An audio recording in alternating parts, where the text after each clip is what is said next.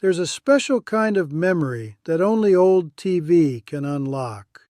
A glow from the screen, a theme song you haven't heard in decades, a moment from childhood that returns as if no time has passed at all across Canada, from small-town living rooms to big city apartments. These shows were more than entertainment. They were companions. They were comfort. They were the heartbeat of evenings spent together. In Part 1, we revisited the classics we grew up with. But your comments reminded me. There were so many more shows that shaped us, inspired us, made us laugh, and made Canada feel like home. So today, we're opening the door again and stepping back into the world of characters, stories, and memories that define generations. These are 20 more classic Canadian TV shows we will never forget. The Hilarious House of Frightenstein.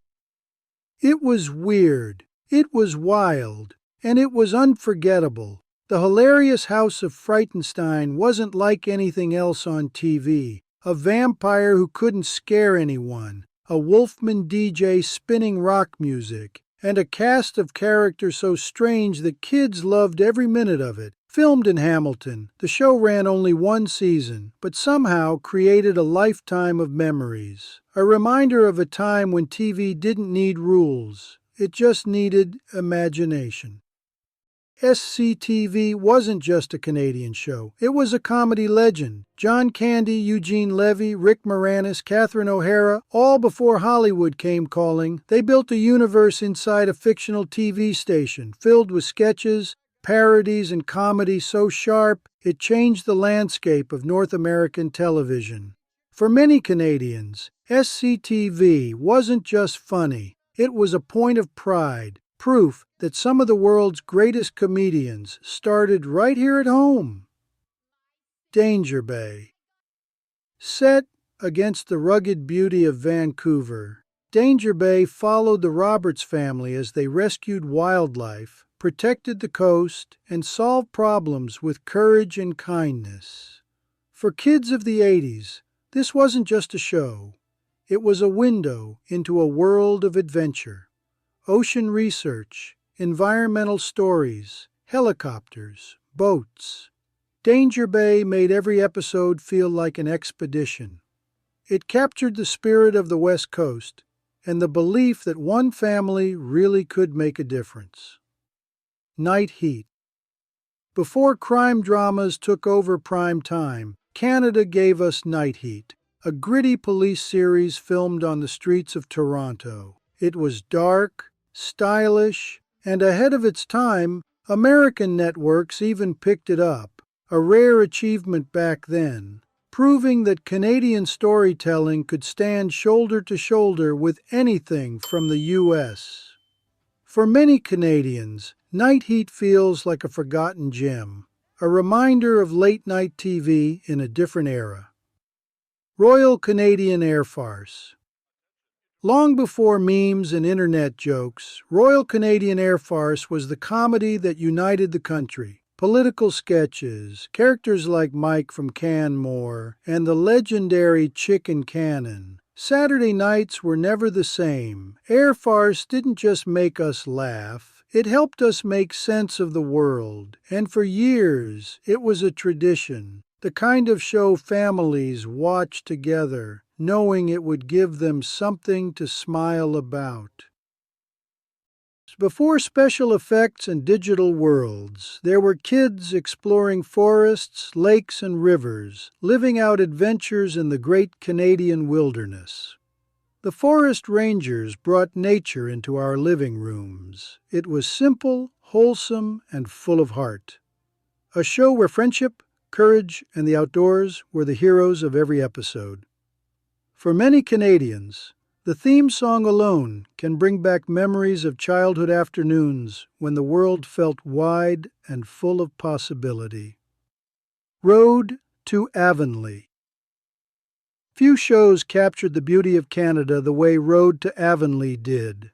Based on the works of L. M. Montgomery, it told stories of family, childhood, and small-town life on Prince Edward Island. The gentle music, the red dirt roads, the sense of belonging. Avonlea felt like stepping into another time, a world where life moved slowly, and every episode felt like opening a storybook. For many families, Avonlea wasn't just a show, it was comfort. Bizarre. Bizarre was the kind of show you probably watched when you were too young, but you watched it anyway. Hosted by John Biner and featuring Super Dave Osborne, it mixed sketches, slapstick, and jokes that pushed just enough boundaries to make kids laugh and parents shake their heads. Super Dave flying off a building or crashing into a wall became a comedy tradition. Bizarre was silly, smart, and iconic, a time capsule of early 80s Canadian humor. 4 on the Floor. Before Kids in the Hall, there was 4 on the Floor, a fast, chaotic, and clever sketch show that helped shape Canadian comedy. Rick Green, Dan Redican, Paul Chateau, and Peter Wildman created characters and jokes that still live in Canadian pop culture. It didn't run long, but its impact did, inspiring the next generation and proving that Canadian comedy could be as bold and weird as any in the world. Chez Hélène. For many Canadians of the 60s and 70s, Chez Hélène was the first gentle introduction to the French language. Hélène spoke only in French. Her co-host Louise spoke only in English. And somehow children understood everything.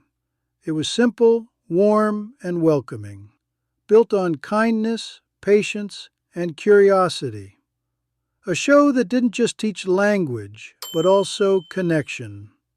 To this day, many viewers remember the theme song as clearly as any memory from childhood. Putnam's Prairie Emporium. It was strange, it was silly, and it was unlike any other kids' show on TV. Putnam's Prairie Emporium felt like walking into a thrift shop run by mad scientists, talking animals, bizarre inventions, and stories that made no sense, but made every kid smile. With its low-budget charm and unforgettable characters, it's one of those shows you might have forgotten until someone mentions it, and suddenly the entire world of that shop comes rushing back. Ovid and the Gang. Ovid and the Gang brought us a tropical island full of colorful creatures, and one of the catchiest theme songs of the 80s. It was simple animation with funny characters and gentle adventures that kids watch before school or on quiet afternoons. Ovid might not be as famous today, but those who grew up with it remember it with a kind of warm, quiet joy, a small cartoon that left a big mark. On the road again. With nothing but a notebook, a camera crew, and genuine curiosity, Wayne Rostad traveled across the country to meet everyday Canadians doing extraordinary things. On the Road Again wasn't flashy. It didn't need drama or special effects. It was about people, their stories, their dreams, their struggles, their small acts of kindness. It showed us the Canada you don't see on postcards, the Canada of neighbors, communities, and real human connection.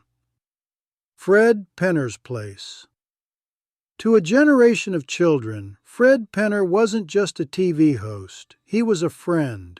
Walking through that log to his hidden forest world felt like entering a place where everything was safe, soft, and full of music. Fred sang, he told stories, and he made every child feel seen and welcome. It's the kind of show that stays in your heart forever, a reminder of how powerful kindness can be. The Elephant Show. Sharon, Lois, and Bram brought music, laughter, and warmth into living rooms across Canada. The Elephant Show wasn't loud or chaotic. It was calm, friendly, and full of songs that parents and kids could enjoy together, Skinamarink became more than a song. It became a memory, a moment shared between generations. It's the kind of TV we don't see much anymore. Simple, musical, and full of heart. North of 60. North of 60 took viewers to a place rarely shown on television, a fictional Dean community in the Northwest Territories, filled with characters who felt real, flawed, and deeply human. It wasn't just a drama, it was a powerful look at life in northern Canada, with all its challenges, beauty, and culture. For many Canadians, North of 60 was unforgettable, a show that treated its stories and its people with respect, honesty, and heart. Seeing Things. Part mystery, part comedy. Seeing Things followed a newspaper reporter who experienced strange visions that helped him solve crimes. It was quirky, clever, and uniquely Canadian, a show that blended humor with emotion long before that became a trend. For viewers of the 80s, Seeing Things left a mark. The kind of series you don't fully remember until someone mentions it, and suddenly it all comes back. Video hits. Before YouTube, before streaming, before MTV ruled the world, Canada had video hits. Hosted by Samantha Taylor, it introduced a generation to new music, new artists, and the excitement of music videos. For teens across the country, coming home from school and turning on video hits was a daily ritual, a time when music felt fresh and every new video was an event. Definition. Definition was one of Canada's longest-running game shows. A simple setup, low budget, and an unforgettable theme song that got stuck in your head for days. Contestants solved word puzzles, jokes flew back and forth, and families across the country played along from their couches. It wasn't fancy, but it didn't have to be. It was fun, Canadian, and part of everyday life for years. Under the Umbrella Tree. With Holly, Iggy, Jacob, and Gloria, Under the Umbrella Tree created a cozy, colorful world that felt like visiting a friend's house. It taught kindness, curiosity, and simple life lessons through songs, stories, and charming puppets. For many kids of the late 80s and early 90s, this show wasn't just entertainment. It was comfort on early mornings before school, a warm memory that still lives in the heart. The Tommy Hunter Show. There was nothing quite like The Tommy Hunter Show, a true staple of Canadian television and a tradition in living rooms from coast to coast. With his guitar, his charm, and that gentle down-home warmth, Tommy Hunter brought country music straight into our homes every week. Big stars performed, young talent got their start, and families gathered around the TV for songs that felt honest, simple, and full of heart. For decades, the Tommy Hunter Show was more than entertainment. It was a piece of Canadian culture, a steady musical companion through the changing years. And that was another journey back through the shows that helped shape our homes, our childhoods, and the quiet moments we still carry with us. These weren't just TV programs. They were routines. They were comfort. They were part of growing up. Maybe you watch them after school, maybe on Saturday mornings, or maybe with someone you missed today.